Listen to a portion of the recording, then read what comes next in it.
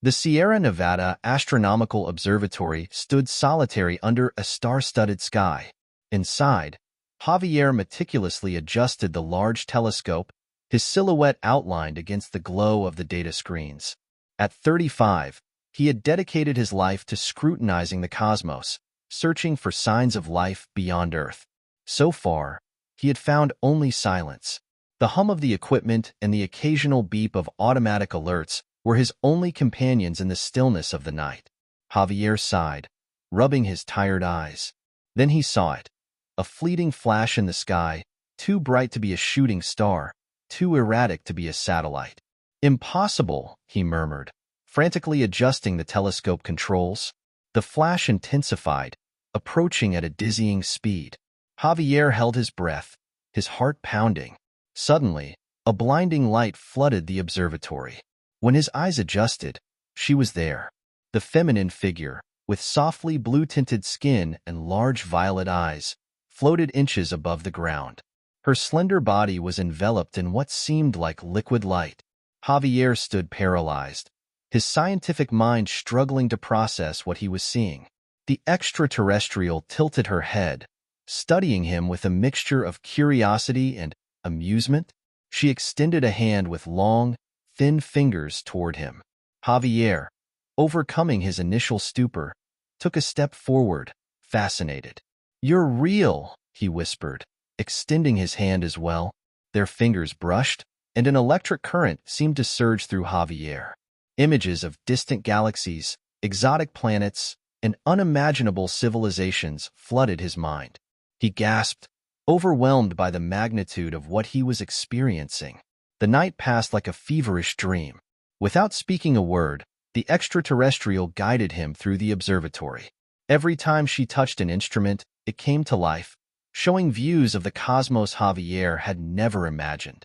Stars forming, black holes dancing in a cosmic ballet, and planets teeming with life paraded before his amazed eyes. As the sky began to lighten with the first rays of dawn, Javier felt a profound connection with this being from another world. Their gazes met, and in those violet eyes, he saw a universe of possibilities. Driven by an irresistible desire, Javier leaned toward her. The extraterrestrial did not retreat. Their lips met in a soft, electric kiss that seemed to stop time. When Javier opened his eyes, she was smiling. She touched her forehead to his, and in a flash of light, she disappeared. Javier was left alone in the observatory, wondering if it had all been a dream. The data on the screens and the images captured during the night told him it was not. Exhausted but exhilarated, he headed home. The next morning, Javier returned to the observatory, still stunned by the events of the previous night. As he opened the door, he froze. There she was again. But this time, she was not alone. In her arms, a baby with sky-blue skin and brown eyes, like Javier's, looked at him with an intelligence impossible for a newborn.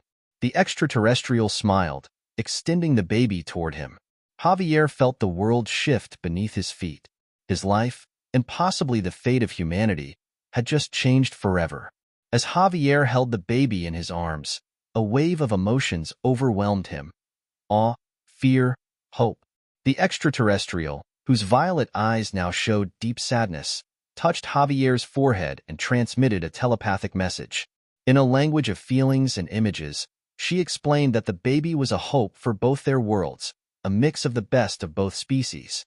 The purpose of her arrival was not only scientific, but also deeply personal. There was a threat on her home planet, an imminent war that could destroy them. They needed to find a refuge, and Earth, with its biodiversity and resources, was a viable option. But peaceful coexistence depended on mutual acceptance and understanding. With a look full of resignation and determination, the extraterrestrial left Javier with the baby, promising him she would return. She vanished in a flash of light, leaving Javier with an uncertain future and a monumental responsibility.